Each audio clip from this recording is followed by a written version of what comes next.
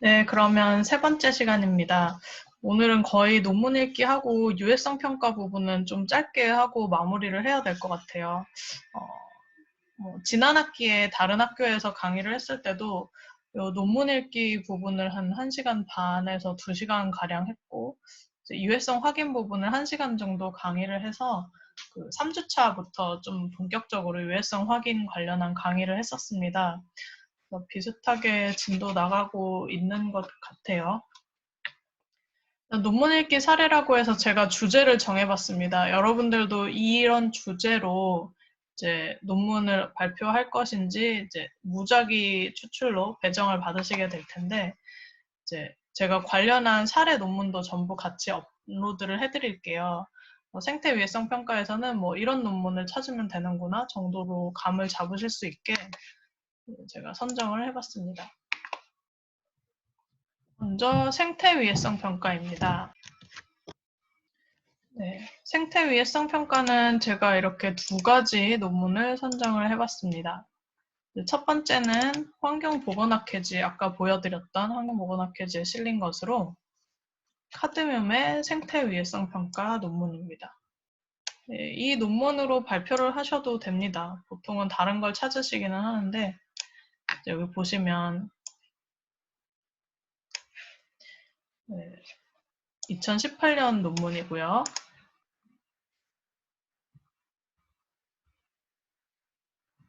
이렇게 읽어보시면 아까 보여드린 거랑 비슷합니다. 중금속이면서 발암물질로 알려진 카드뮴에 대한 이제 생태 위해성 평가를 수행했다. 영어로는 이제 environmental은 사람에게 미치는 것도 보통은 포함을 하는 거여서 이 ecological risk assessment가 생태계에 미치는 영향을 평가한 생태 위해성 평가입니다. 환경 매체 중에서 이제 기준치를 초과하는지 여부도 살펴보고 직접 측정을 하거나 이제 예측을 할 수 있어요. 그리고 이것이 생태계에 미치는 영향도 평가했다라고 연구 목적을 밝히고 있습니다. 연구 방법은 간단하게 넘어가고 결론을 보시면 HQ라는 것이 이제 1을 넘으면 나중에 배우시게 될 거예요. 1을 넘으면 이제 위의 가능성이 있다라고 판단을 하는데 HQ가 전부 0.1, 뭐 0.006 수준입니다. 그래서 1보다 많이 낮으니까 현재 수준에서 측정치와 독성 값을 비교해 봤을 때 뭐 위해한 것 같지 않다. 위해한 수준이 아니다라고 결론을 내릴 수 있는 수준이었고요. 또 이제 세컨더리 톡시시티라고 해서 카드뮴 같은 것은 생물 농축성이 있기 때문에 카드뮴을 이제 먹은 어류를 잡아먹는 동물에게서 축적이 되어서 더 높게 나타날 수가 있습니다. 독성도 그만큼 더 주의를 해야 되겠죠. 그래서 세컨더리 톡시시티를 봤더니 앞에 나온 0.1보다는 높아졌지만 여전히 1이 되지는 않았다. 이런 걸 볼 수가 있습니다. HQ에 대한 설명이고요. 그래서 현재 1이 되지 않기 때문에 낮다라는 결론을 내렸습니다. 이후에는 이 논문이 진짜로 이제 잘 생태 위해성 평가를 맞게 수행을 해서 HQ가 1이 안 된다는 결론을 내렸는데 그게 과연 우리도 믿을 수 있고 신뢰성 있는 것인가 정도를 생각을 하면서 이제 비판적으로 논문을 읽어볼 수 있겠죠. 서론 부분 보시고 네, 여기 앞까지는 이제 카드뮴이나 아니면 생태 위해성 평가에 대한 설명입니다. 그래서 여기는 연구 내용이 나와 있기 때문에 이 단락 꼭 보셔야 되고요. 독성 자료 수집을 하셨고 독성 자료를 가지고 이제 기준 값을 설정을 했고요. 아까 말씀드린 2차 독성에 대해서도 연구를 했습니다. 그리고 환경 매체에서 얼마나 검출되는지를 비교를 해야 생물체들이 얼마나 노출되고 있는지를 알 수가 있잖아요. 그래서 그런 걸 PEC라고 하는데 이것도 배우시겠지만 이런 거를 어떻게 산출했는지를 자세히 설명하고 있습니다. 테이블 보시고 또 여기도 테이블이 있죠. 결과 부분부터. 그리고 어떻게 기준치를 산출했는지에 대한 그래프도 있습니다. 그래프를 통해서 산출된 결과도 있습니다. 네, 이렇게 생겼고요. 마지막으로 이제 최종 결론을 보여주는 테이블도 여기 있습니다. 해저드 코션트 HQ가 어떻게 되는지 아까 초록에서 요약한 값과 동일하죠. 이 값을 이제 요약해서 결론으로 제시를 하신 거예요. 이런 식으로 보시면 되고 여기가 고찰, 디스커션 부분입니다. 그래서 뭐 우리 연구가 왜 중요한지도 이렇게 강조를 하고요. 그리고 카드뮴이 왜 중요한지도 강조를 합니다. 그리고 여기는 사실 조금 디스커션이 부족해요. 예를 들어서 위해도를 도출을 했는데 뭐 외국의 사례 아니면 몇 년 전의 사례를 비교를 해서 이제 그때에 비해서 뭐 위해했다, 위해하지 않았다라는 것 정도는 네, 뭐 그런 정도는 좀 디스커션이 되면 좋은데 그런 건 전혀 없죠. 단순하게 결과를 이렇게 다시 설명하는 내용이 좀 더 많아서 디스커션 부분은 조금 아쉬운 것 같아요. 그리고 결론 한 번 더 요약을 해줍니다.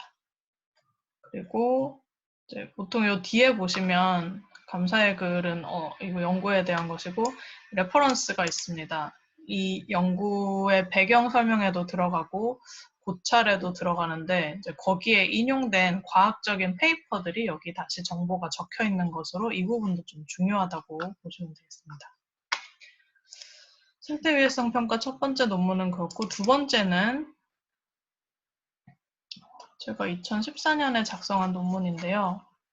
이렇게 구경을 해보시면 Science of the Total Environment라는 저널에 실린 논문입니다. 이 저널도 저희 환경과학 분야에서는 좀 이제 상위 저널에 속해요. 그래서 많은 사람들이 좀 광범위하게 읽는 저널이고요. 저는 이때는 거의 이제 생태 독성 평가한 결과를 실었는데 이제 퇴적물과 지표수에서 어떤 독성이 있는지를 평가한 논문입니다. 내분비계 교란, 뭐 생식 독성이나 아니면 생존과 관련된 독성 영향을 살펴봤습니다. 그래서 저자들이 있고 이제 기관이 있죠. 최근에 경향들은 이렇게 논문에 하이라이트를 적도록 하고 있습니다. 아니면 이제 그림으로 앱스트랙을 만들어서 제시를 하라고 되어 있어요. 독자들이 좀 더 쉽게 연구 내용을 빨리 이해하고 볼 수 있도록. 그림으로 있는 경우도 있으면 좀 좋을 것 같고 여기는 하이라이트가 있는데요. 하이라이트만 보시면 역시 이 연구에서 뭘 했는지를 이제 간단하게 알 수 있게 적어 두었습니다.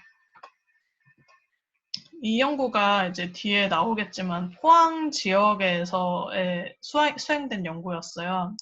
그래서 이 스틸 인더스트리 근처에서 이제 퇴적물 그리고 물 샘플을 가져왔고 그 샘플을 활용해서 독성 실험을 했습니다. 뭐 그 안에 저희가 화학물질을 탄 건 전혀 아니고 뭐 지표수 그 자체, 그 다음에 퇴적물 그 자체에 생물들을 살게 한 다음에 어떤 독성이 있는지 살펴본 연구입니다. 그리고 내분비계 교란 영향이 나타나서 살펴봤더니 이제 그 안에 있는 그 분석도 했어요. 알킬페놀류나 비스페놀 A 물질이랑 좀 관련이 있는 것 같다. 그리고 뭐 그 독성 실험의 종류에도 여러 가지가 있는데 이제 물고기와 세포주 실험을 비교했을 때 좀 차이가 있었다.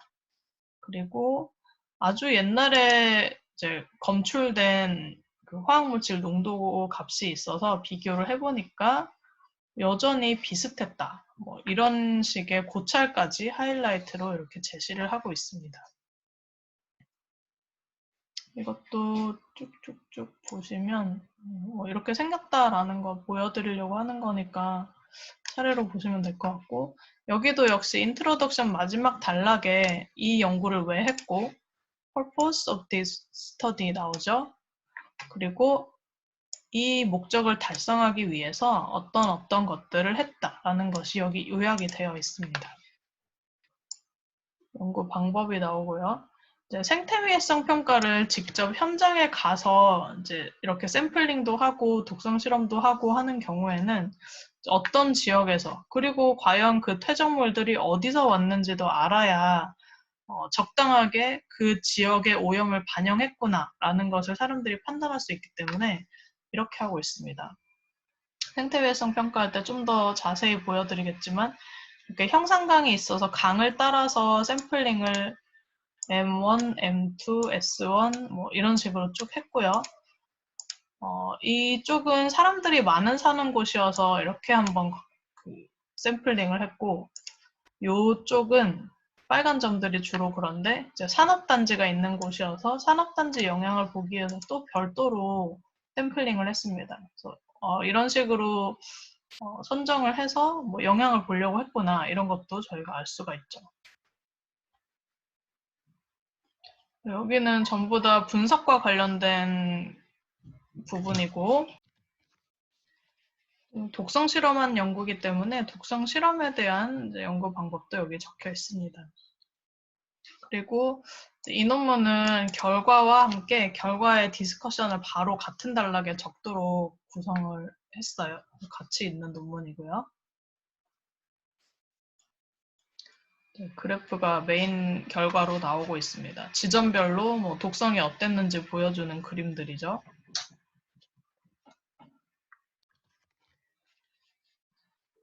실제로 뭐 이런 논문을 발표한다라고 하면 이런 그래프 위주로 발표를 하시게 될 거예요. 그리고 그 다음은 지점별로 화학물질 분석 결과도 제시를 하고 있습니다. 이걸 한눈에 보기 위해서 아까 그 지도인데 좀 더 단순화해서 거기서 뭐 이런 물질들이 얼마나 나왔는지, 또 가이드라인이 우리나라에 없고 캐나다에 있는 1400인데 이 가이드라인을 얼마나 넘었는지를 좀 이렇게 단순화해서 보여주는, 뭐 이런 지역에서는 보면은 넘지 않았는데 이런 지역에서는 조금 넘었고 이 지역에서 M3에서는 엄청나게 많이 높았다 이런 것들을 볼 수가 있죠. 요약 결과도 볼 수 있고, 이것도 나중에 좀 더 자세히 읽어보시면 이제 논문의 결과를 해석하기 위해서 여러 가지 시도들을 한 것을 볼 수가 있습니다. 그리고 마지막으로 지점별로 생태 독성이 어땠는지, 그래서 뭐 물벼룩에서 독성이 있었으면 뭐 M, 물고기에서 독성이 있었으면 O 표시를 했고, 독성이 좀 많았으면 이렇게 하나 표시를 하고 아니면은 3개 표시를 하고 이런 식으로 좀 구분해서 이제 나타낸 게 있습니다. 네, 여기도 역시 이제 레퍼런스가 있죠. 그리고 간혹 가다가 이렇게 논문들에 보조 자료가 붙어 있는 경우가 많습니다. 서플먼터리라고 해서 이 저널에 실리는 논문 자체는 이제 대부분 페이지 수라던가 이렇게 제한이 있어요. 양의 제한이 있기 때문에 컴팩트하게 만들고 이제 대신 과학적 타당성이나 좀 더 자세한 결과를 보고 싶은 사람들이 있을 수 있죠. 타당성을 검증할 필요도 있겠고. 그래서 이제 그런 것들을 볼 수 있게 하기 위한 서플먼터리 데이터들을 많이 제시를 합니다. 주로 이런 식으로 링크를 제시를 하고 있는데 나중에 만약에 여러분들이 어떤 논문을 발표하려고 이제 논문을 결정을 했고 읽다 보니까 서플먼터리가 있었다. 그러면 반드시 여기 들어가셔서 어떤 보조자료를 활용을 했고 그걸 가지고 자기가 이제 비판적으로 보거나 아니면 좀 더 정보를 알아야 될 부분은 없는지 확인을 해보시기 바랍니다. 여기도 아마 보시면 서플먼터리도 사실 그냥 뒤에 붙인다고 되는 것이 아니라 여기 잘 보이진 않는데 실제 논문 내용에 제시가 되어야 합니다. 네, 서플먼터리에 내용이 들어가려면 네, 이런 식으로 그 논문 내 언급을 반드시 하기는 해야 됩니다. 원래 피겨 번호는 그냥 1, 2, 3으로 가요, 이렇게. 그런데 여기 보시면 텍스트 내용 중에 피겨 S1이라는 게 나오죠. 이거는 supplemental figure 1이라는 뜻으로 이런 식으로 언급이 되면 이제 서플먼터리 데이터에서 반드시 이 내용을 찾아보셔야 논문 전체적인 이해를 할 수가 있습니다. 결과도 전부 제시를 할 수 있고 해서 발표하실 때도 뭐 이런 저자들이 제시한 메인 텍스트의 결과를 위주로 물론 발표를 하셔야겠지만 때에 따라서는 이 보조 자료에 있는 데이터도 확인을 하셔서 발표하는데 얼마든지 활용을 하실 수가 있고 하셔야 될 필요가 있을 때도 있다는 점을 아셔야 될 것 같습니다. 네, 다음은 이제 용량 반응 평가에 대해서 보여드릴게요. 용량 반응 평가는 이제 독성 실험을 한 결과를 주로 발표를 하시면 되는데요. 이제 독성 실험을 어떤 생물체를 썼고 어떻게 노출시켜서 어떻게 했는지 이런 걸 위주로 보시면 됩니다. 이렇게 두 가지를 가져왔는데 둘 모두 저희 연구실에서 관여한 논문이고 이제 뭐 중금속이나 이런 좀 유명한 화학물질로 독성 실험을 한 결과도 있을 수 있지만 저희가 얘기하는 거는 거의 의약품에 들어가는 성분의 이제 생태 독성 실험 결과들입니다. 이제 EES라고 부르는데 Ecotoxicology and Environmental Safety라는 저널에 게재된 2011년 논문이고요. 간단하게 보시면 Chronic Exposure to Diclofenac.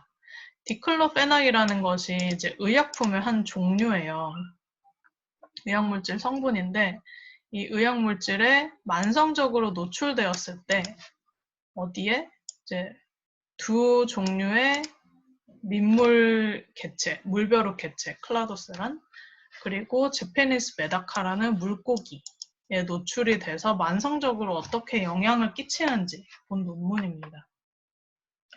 여기는 하이라이트는 없고 이제 쭉 보시면 이제 3개월 이상, 3개월까지 아주 긴 기간 노출을 시켜서 그 영향을 관찰했다라고 되어 있습니다. 그리고 결과가 어땠고, 이 결과로 미루어서 이제 저자들이 판단하기에 당장 이 디클로페낙으로 인한 이제 생태계에 직접적인 영향은 없을 것이다. 그 앞에 뭐 카드뮴 위해성 평가처럼 HQ가 1이 넘지 않았던 거죠. 하지만 이 디클로페낙의 특성을 보고 우리가 실험을 해본 결과 생체 축적성이 있습니다. 생물 농축이 가능하기 때문에 푸드웹을 통해서 포텐셜이 있을 수 있다. 그래서 이 부분은 좀 더 이제 독성학적으로 관심이 필요하다. 이렇게 끝을 맺고 있습니다. 여기도 보시면 뭐 디클로페낙이라는 물질이 어떤 것인지 소개를 먼저 하고 있죠. 그런데 이 디클로페낙이 독성이 있을 가능성이 높다. 이렇게 저처럼 문단의 첫 문장만 읽어도 대략적인 내용은 판단할 수 있어요. 그리고 많은 나라에서 파머슈티컬 의약 물질에 대한 이제 잔류 의약 물질에 대한 이제 규제도 하고 있다. 그래서 우리나라도 그걸 위해서는 이 롱텀 익스포저에 대한 정보를 이제 쌓을 필요가 있다라는 것을 강조를 합니다. 그리고 여기도 역시 마지막 이제 objective 단락이죠. 그리고 어떤 생물을 우리가 왜 정했는지, 그리고 이 결과는 이제 어떻게 활용될 수 있는지 이런 것들을 강조를 해서 이 연구가 중요하다라는 것을 보여주고 있습니다. 여기는 좀 작은 글자로 되어 있는 것이 이제 연구 방법에 대한 자세한 내용이고요. 여기도 보시면 이제 생물 실험이기 때문에 뭐 R은 어떤 농도의 노출을 시켰고, 뭐 좀 컸을 때, 좀 어린 성체가 덜 되었을 때, 어릴 때는 어떻게 노출시켰고, 그다음에 완전한 성어가 되었을 때, 77일쯤 어떤 식으로 노출되었는지, 그리고 어떻게 독성 평가를 했는지 이런 것들을 상세히 적고 있습니다. 생물 실험의 경우에는 이제 어디서 받아온 물고기이고 물벼룩이고 뭐 어떻게 키웠는지 이런 것들도 제시를 하게 돼 있습니다. 이런 건강한 개체를 가지고 실험을 한 결과여야만 실제 이제 정상적인 생태계의 노출을 반영할 수 있다고 보기 때문에 이런 부분도 이 용량 반응 평가에서는 좀 중요하게 볼 수 있는 지표가 되기도 합니다. 첫 번째 테이블 보시면 뭐 이런 것이 있고 잘 녹아서 실험에 활용이 됐는지 검증하는 내용이고, 생태 독성 평가 부분은 이런 식의 독성 영향을 이렇게 그래프로 나타내어서 제시하는 경우가 많은데요. 여기도 보시면 C를 볼까요? 디클로페낙 컨센트레이션이 이제 밀리그램 퍼 리터 단위인데 0, 0.9부터 25까지 노출이 됐습니다. Y축을 보시면 number of young per female이라고 되어 있습니다. 이거는 원래 이제 아래에 이걸 먼저 보셔야겠죠. 대체 뭐에 대한 내용인지. D. 마그나, 데프니아 마그나라는 생물에게 21일 노출을 시켰는데 그 결과가 어떤지를 보여주는 그래프죠. 그 중에 하나가 이제 C인데, number of young per female은 이제 물벼룩은 전부 새끼를 낳는 것을 female이라고 지칭해요. 성이 없기는 하지만 female 성체에서 이 21일이라는 시간 동안 몇 마리나 새끼를 낳았는지 토탈 수를 말하는 겁니다. 그래서 노출이 안 된 그룹에서는 10마리의 평균인데 평균 80마리 정도를 이제 낳았어요. 새끼들을. 조금씩 줄어들지만 이제 이 부분은 이 표준 편차 바를 보시면 겹치는 부분이 많기 때문에 이제 통계적으로 유의하지 않습니다. 줄어들기는 하지만 이거는 뭐 그렇게 줄어들었다라고 과학적으로 말할 수 있는 수준은 아니고요. 마지막은 현저하게 줄어들었습니다. 눈으로 봐도. 원래는 80 정도이던 것이 20 정도로 줄어들었죠. 그리고 바도 보시면 많이 겹치지 않습니다. 그리고 이제 유의하다라는 표현을 그림으로 나타낸 것이 이 별표입니다. 에스터리스크라고 표하고 저희는 뭐 별표라고 하는데 이 별표가 있으면 아까 그 처음에 논문 읽기에서 설명한 것처럼 통계적으로 이제 검증을 해봤더니 진짜로 이 노출 안 된 그룹에 비해서 이 그룹은 현저한 차이가 있더라, 유의미한 차이가 있더라 라는 것을 의미하는 표시입니다. 그래서 이 그래프는 보시면 뭐 좀 증가하는 것 같지만 별표가 없죠? 여기도 없죠. 여기 하나만 있죠. 또 D도 보시면 좀 삐뚤게 찍혀 있기는 하지만 여기까지는 중요하지 않고 여기만 이제 컨트롤 그룹, 노출 안 된 그룹에 비해서 유의한 차이가 있죠. 네, 이렇게 구분을 해서 결과를 보시면 됩니다. 여기도 보시면 이 별표는 뭘 뜻하는지 나와 있습니다. 앞에는 데프니아 마그나 결과이고 이 부분은 또 다른 물벼룩 종류에 대한 결과여서 뭐 같은 식으로 읽으시면 되고, 이 다음은 물고기에 대한 것 같아요. 뭐 하나만 볼까요? 해처빌리티라고 되어 있어요. 그러니까 알부터 노출을 시켰는데 알이 얼마나 잘 깨어났는지 부화율을 보는 겁니다. 여기서의 부화율을 보시면 이 점이 이제 노출이 안 된 그룹의 부화율이고 100% 조금 안 되죠. 이제 점점점 노출이 더 커지는 거죠. 0.0001, 01, 0.11, 10까지 노출을 시켰습니다. 10까지 가니까 대략 이제 뭐 80 정도로 떨어지는 것 같아요. 근데 이 평균값을 비교하기에는 이제 R 수가 너무 적어서 좀 그렇고, 여기서는 P4 트렌드라고 해서 트렌드가 유의한지를 검증을 했습니다. 요 값 하나하나를 이제 직선화 시켜서 이 직선의 기울기가 통계적으로 의미가 있는지 없는지를 검증하는 방법이 있습니다. 이때 P 값이라는 것이 probability, 그 확률 값이 0.05보다 작으면 그래도 통계적으로 유의하다라고 볼 수가 있는데, 여기도 보시면 이렇게 들쭉날쭉한 와중에 이제 선형의 관계를 그어보니 기울기가 감소하는 것 같다. 유의하게 통계적으로도 감소했다라는 것을 여기서 이렇게 보여주고 있는 거죠. 이런 거는 눈으로 봐도 감소하지 않는데 P4 트렌드도 0.05가 넘어서 유의하지 않죠. 이런 식으로 결과를 읽으실 수 있습니다.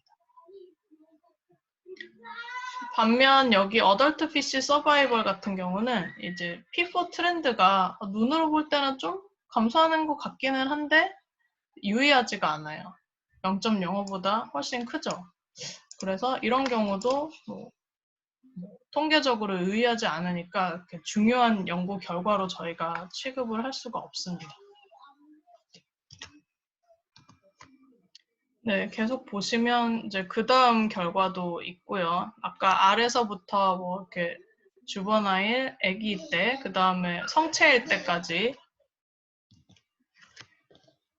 이렇게 계속 보시면 마지막에 역시 디스커션이 나오고요. 그 다음에 뭐 다른 결과도 좀 나옵니다. 뭐 물벼룩과 물고기의 독성을 비교하는 결과도 보여주고 표로 이렇게 요약한 결과도 나옵니다. 이제 그 과정에서 여러 가지 지표들을 사용해요. 제가 아까 그래프로 보여드린 것은 일부이고 뭐 GSI라는 지표도 독성 실험 결과로 제시했고 HSI라는 지표도 제시를 했습니다. 이런 것들을 이해하셔서 테이블을 이해하고 발표를 하셔야 되겠고요. 이런 표를 간혹 제시하는 경우가 있는데 이제 우리 연구는 여기 있어요. This study에서는 이런 값이 나왔는데 같은 물질로 뭐 다른 생물 또는 같은 생물에 이렇게 노출을 시켜 봤을 때 그때 독성값이 어땠는지 이런 것들을 제시를 해서 이제 디스커션을 하는 것이 좋습니다. 그래야 자기 연구의 정당성 또는 기존 연구와의 차이점 같은 걸 부각시킬 수 있기 때문에 이런 식으로 많이 하는 편이고 그 과정에서 저자들이 많은 리뷰를 했죠. 그리고 저희에게 많은 정보를 줄 수 있죠. 이런 식의 접근이 좋다고 생각하고 그리고 그 중에서도 여기 볼드체로 표시가 된 값이 하나가 있어요. 2001년부터 현재까지 이번 실험을 포함해서 쭉 리뷰를 해보았더니 이 연구에서 발표한 값이 여기도 1이 하나 있네요. 가장 낮은 값이었어요. 그러니까 가장 낮은 농도에서도 독성 영향이 나타난 값을 하나 고른 거죠. 그러면 이 값을 활용을 해서 그 위해성 평가를 해야 이 값을 안전기준치로 만들어야 뭐 더 높은 데서 독성이 나타날 수도 있기는 하지만 이 값을 활용하는 것이 훨씬 더 저희는 안심을 할 수 있는 값입니다. 더 높은 값으로 했을 때 혹시나 이 1 같은 농도에서도 영향을 받을 수 있는 동물들이 있을 수도 있잖아요. 그래서 여러 가지 높은 값들이 있지만 가장 낮은 값을 선택을 해서 이제 안전 기준치로 활용을 하게 되기 때문에 이렇게 리뷰를 통해서 진한색 표시를 해두기도 했습니다. 여기도 역시 서플먼터리 데이터가 있죠. 디스커션 마지막에 좀 더 이제 토론으로 보시면 좋은 것이 퓨처 스터디인데 이 연구는 이랬지만 이 연구를 하는 과정에서 이런 사실을 알게 됐고 비록 이번 연구에는 그 내용을 담지 못했지만 퓨처 스터디가 반드시 필요하다라고 저자들이 주장하거나 제시하는 부분이죠. 그래서 자기가 할 수도 있고 아니면 같은 분야 연구자들이 이런 부분을 신경 써서 더 연구를 했으면 좋겠다라는 의미로 제시를 하고 있는 것이어서 연구 내용과 아주 밀접하게 관련이 있는 토론 내용이라고 할 수 있습니다. 네, 용량 반응 평가는 하나 더 있긴 한데 올려드리면 관심 있는 분들 보시면 되고요. 이런 식의 독성 평가 논문을 읽으시면 되겠습니다. 다음은 시나리오 노출 평가에 대한 사례를 보여드리겠습니다. 이후에 발표 준비해 보시는 분들은 좀 고민하실 수도 있는데 저는 뭐 사례를 저도 분리하지 못했어요. 이 시나리오 노출 평가라는 주제, 뭐 위해성 평가라는 주제, 위해성 정량화라는 주제를 따로 이렇게 제시를 하긴 했지만 실제로는 논문에서 이 세 가지를 엄격하게 구분해서 따로따로 하지는 않습니다. 위해성 평가의 한 파트가 이제 뭐 시나리오 노출 평가인 것이고 용량 반응 평가인 것이고 정량화인 것이고 이렇기 때문에 시나리오 노출 평가에 대한 걸 이제 주제로 받으셨다면 시나리오 기반으로 노출 평가한 논문을 찾으시되 위해성 평가 결과가 포함되어도 상관은 없습니다. 이 시나리오 노출 평가 관련한 사례를 보시면 네, 이런 거예요.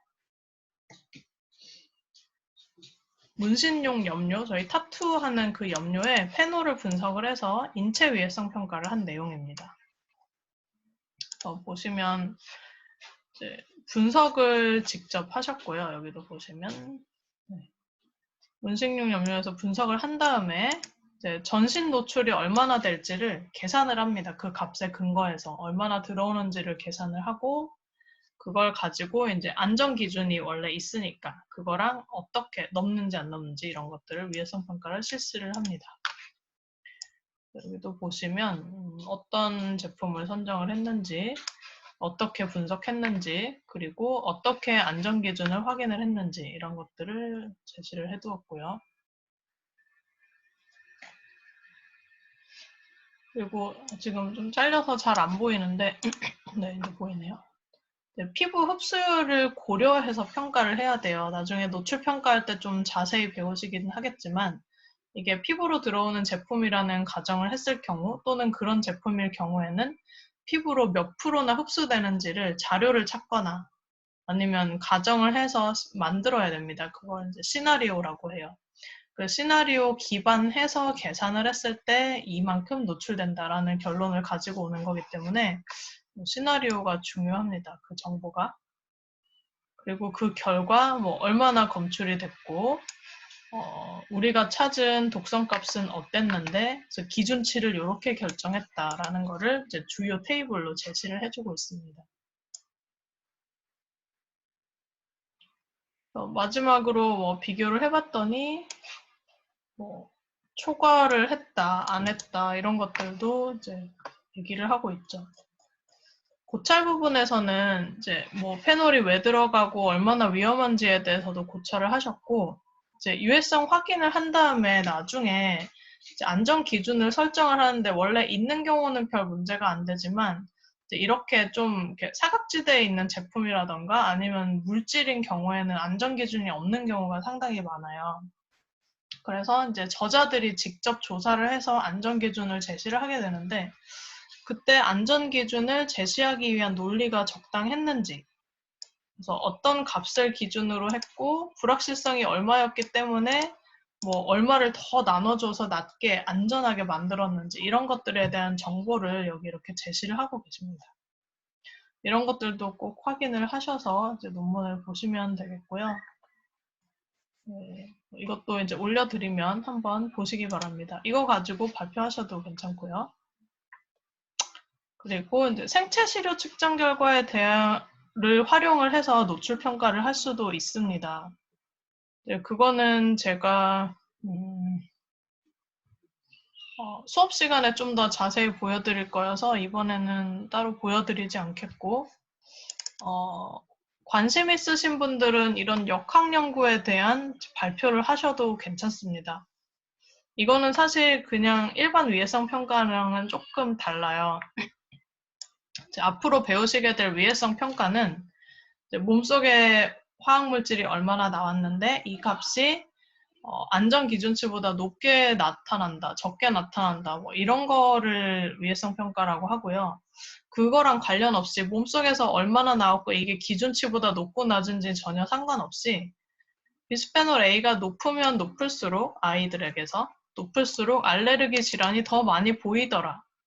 기준치를 안 넘어도 이런 현상은 얼마든지 나타날 수 있죠. 이제 그런 거를 건강영향연구 또는 이제 인구집단 역학연구라고 합니다. 이런 것들도 이제 정확히 말하면 엄밀히 말하면 위해성 평가는 아니지만 좀 크게 보면 위해성 평가 정보를 제시하는 내용이기 때문에 이제 관련해서 발표하실 수가 있습니다. 그런데 아까랑 차이는 이제 이거죠. 처음에 문신용 염료 제품을 직접 분석을 했잖아요. 그래서 그 제품을 사용해서 사람에게 얼마나 노출되는지를 계산을 한 거고 이 논문은 아이들이 어떤 제품을 사용하는지 전혀 모르지만 이제 소변에서 비스페놀 A를 직접 검출을 했어요. 소변에서 비스페놀 A가 높게 나타난 아이들은 이제 비스페놀 A가 들어간 제품을 많이 사용한 것이겠죠. 이제 이런 식으로 바이오마커라는 것을 활용을 할 수가 있는데 이제 이런 논문도 선택을 해서 발표하셔도 괜찮습니다. 이런 경우는 사람들에게 받은 거기 때문에 약간 그 연구 방법 같은 게 조금 다를 수 있어요. 실험이나 아니면 그냥 일반 위해성 평가랑은 인구 집단을 어떻게 트리트했고 데이터를 어떻게 얻었고 하는 것이 좀 추가적인 정보로 들어갈 수가 있습니다. 다른 거는 뭐 그렇게 큰 차이가 있을 것이 없고요. 네, 이런 데 보시면 이제 관련성 이런 게 있네요. 네. 이런 게 주로 저희가 이제 역학 연구에서 보는 메인 리절트 테이블인데 여기 보시면 한 줄만 읽어볼게요. 아이들의 이제 생물학적 특성을 조사한 자료가 있겠죠. 남자냐 여자냐를 조사를 했어요. 남자 83명, 여자 79명이었고 여기서 비스페놀을 검출했습니다. 기하 평균이 1.9와 2.7이었죠. 그냥 눈으로 보기에도 기하 평균이 남자 아이들보다 여자 아이들에게서 높았어요. 근데 제가 아까 말씀드린 것처럼 평균값 자체만 비교하는 건 의미가 없고 범위까지 모두 고려해서 통계적인 비교를 하는 게 이제 의미가 있는 거라고 말씀을 드렸어요. 이제 그렇게 검증을 해보니까 p-value, 확률에 대한 값이 0.05보다 작았습니다. 이거는 여자 아이들에게서 유의하게 높다라고 해석을 할 수 있습니다. 여기도 뭐 0.01보다 작다라는 정보를 제시를 하고 있죠. 유의하게 차이가 없는 건 진하게 표시하지 않았어요. 그래서 이렇게 평균 차이가 있지만 유의하지 않으니까 저희가 눈여겨봐야 할 결과는 아닙니다. 역학연구는 이런 식으로 읽으시면 되겠고 관심 있으신 분들 발표 가능하고요. 이것도 올려드리겠습니다. 그리고 마지막으로 위해성 정량화는 이제 전체적으로 위해성 평가를 한 것이기 때문에 아마 논문으로 나오는 경우는 많지가 않을 거예요. 그래서 이런 주제를 드리더라도 그냥 위해성 평가 일반적인 전체적인 거에 대해서 선정한다라고 생각하시고 하셔도 괜찮습니다. 네, 마지막으로 논문 발표를 어떻게 준비할지 말씀을 드릴게요. 일단 PPT 슬라이드를 준비하셔서 이제 그걸 가지고 발표를 하시고 이제 발표팀이 논문을 저에게 미리 보내주시면 제가 그 논문을 올려두겠습니다. 강의 자료와 함께. 그러면 다른 듣는 학생분들도 그 강의 자료를 뭐 다 인쇄해 오실 필요는 없지만 어디 디바이스라도 담아 오셔서 이제 슬라이드와 함께 좀 참고로 보시면서 발표를 들으시면 도움이 될 것 같아요. 이제 그렇게 할 거니까 단순히 논문에 있는 내용을 이제 복사해서 붙여넣기 할 필요는 전혀 없습니다. 이게 전혀 도움이 되지 않고요. 특히 영문일 경우 뭐 이렇게 단락을 복사해서 텍스트화 하거나 아니면은 심지어 뭐 캡처본을 넣는 경우도 있는데 그런 경우는 없도록 준비를 해주시고요. 그리고 반드시 논문이 인트로덕션, 메소드, 리절트, 디스커션으로 되어 있다고 해서 뭐 그 순서대로 발표할 필요는 없습니다. 내가 보기에 모든 사람들이 다 알고 있는 내용이어서 리절트랑 고찰만 이야기해도 되겠다라고 생각을 하면 이제 그 스토리대로 구성을 하실 수도 있어요. 그래서 본인이 이해한 스토리대로 그리고 이해한 범위만큼 설명을 하시기 바랍니다. 또 조별로 하니까 이제 좀 뭐 이해의 폭이나 서로 도움 줄 수 있는 부분은 넓어질 것 같아요. 그리고 모든 연구 방법을 알고 사람들에게 이해시킬 필요는 없습니다. 이제 저희가 배우는 강의에서 다룬 것만 이제 중심으로 보시면 되고요. 물론 그거보다 이제 더 많이 예습을 하시거나 본인이 알고 있는 분야다라고 해서 좀 더 자세히 발표를 하시면 좀 좋은 평가를 받으실 수 있겠지만 기본적으로는 강의 내용을 토대로 이해하고 복습하는 것을 위주로 논문 발표를 준비하시면 됩니다. 그리고 결과도 이해하신 만큼 발표하고 설명하시면 되고요. 일단 저도 그렇고 학생 여러분들은 더더욱 이제 배우려고 이 수업을 들으시는 거잖아요. 배우는 중이기 때문에 얼마든지 이해가 안 가는 부분도 있을 수 있고 질문이 많을 수도 있습니다. 발표자라고 하더라도 그 논문을 쓴 사람이 아니기 때문에 당연히 이제 논문에 대해 궁금한 게 생길 수도 있고 이해 안 가는 점이 있을 수도 있어요. 그래서 이제 발표 준비하시면서 다 이해하고 설명하면 물론 제일 좋겠지만 그게 아니더라도 이 부분은 제가 아무리 읽어봐도 뭐 이해하기가 어려웠다. 다른 분들은 어떻게 생각하시느냐 또는 교수님께 뭐 이런 점은 궁금했습니다 라고 질문을 하실 수도 있습니다. 그리고 이제 자기가 생각한 내용, 자기가 궁금했던 내용 이런 것들을 덧붙이시면 가장 좋겠죠. 이렇게 준비를 하시고 제가 여기 슬라이드에 적지는 않았는데 논문 발표는 나중에도 알려드리겠지만 이제 조별로 한 10분 정도 준비를 하시면 돼요. 논문 하나니까 뭐 그거보다 더 짧거나 많이 길어진다고 제가 뭐 감점을 하거나 그렇게 하지는 않는데 한 10분 정도의 분량으로 준비를 하시고 한 가능하면 2, 3분 정도는 질문도 받고 그다음에 제가 뭐 피드백 드리고 이런 식으로 진행을 하려고 합니다. 참고해서 준비하시기 바랍니다. 네, 그러면 1, 2, 3차씩 거쳐서 과학적 논문 읽기에 대한 강의를 마무리하도록 하겠습니다. 수고하셨습니다.